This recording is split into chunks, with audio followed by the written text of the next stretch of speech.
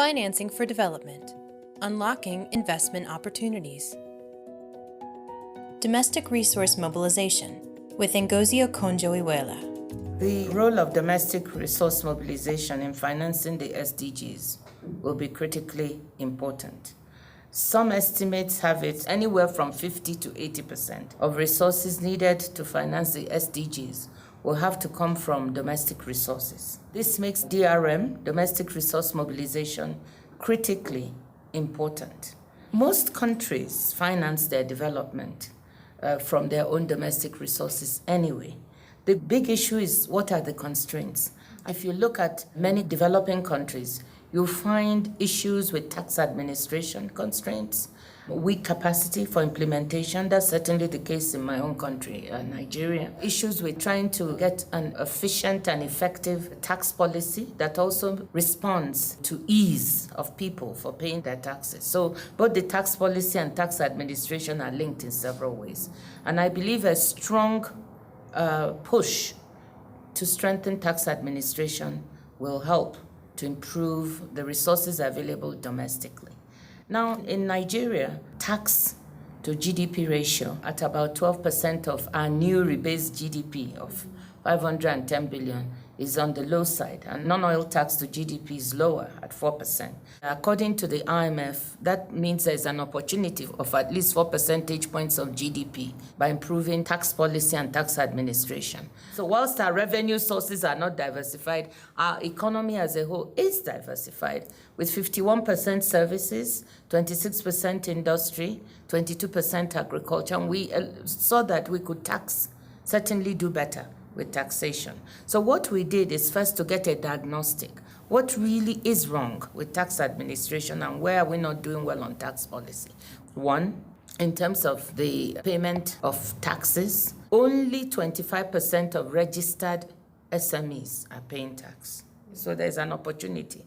Audits were taking us too long, 1 to 2 audits per person per year, and that of course delays the payments of taxes. So speeding up our audit system. Filing, at one point in time, 65% of businesses had not filed. So we could speed up filing, getting more people in the tax net. We started all that work. We gave a target of an additional $500 million in 2014 out of these efforts, and we actually did 600 million.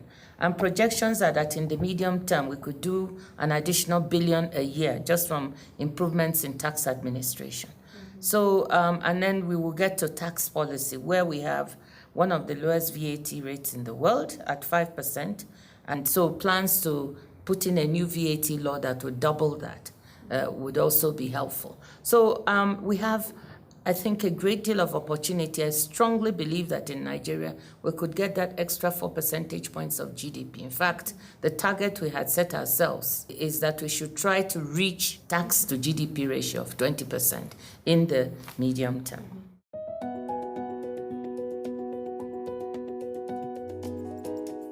It's absolutely vital to say that subnational governments are critical to the development process. And if we are to achieve the SDGs, we will have to engage subnational governments very strongly in terms of delivery of services.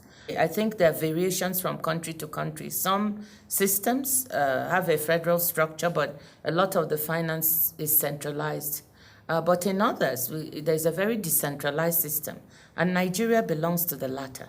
Nigeria is very fiscally decentralized, and that in itself may be exciting on the one hand, but it's also quite challenging on the other, in that the constitution in Nigeria gives the states so much autonomy over the way they spend money. Actually, the resources of the country are split that 52% goes to the federal government and 48% to the states and local governments. So they spend almost 50% of the resources in the country, but there's limited accountability at that level for the spending of those resources.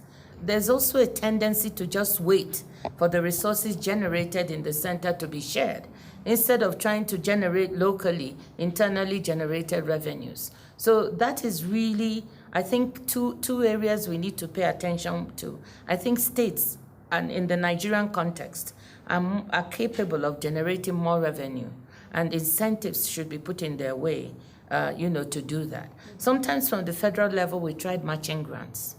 For instance, to encourage more expenditure on primary education, we had a matching grant, from the federal level. If you could match this, you would get the grant. So different sorts of incentives, but generally, I think fiscal decentralization is good, but it has to be merged with incentives to make sure that resources are properly generated, and accountability for delivery of services and efficient use of resources will be critically important.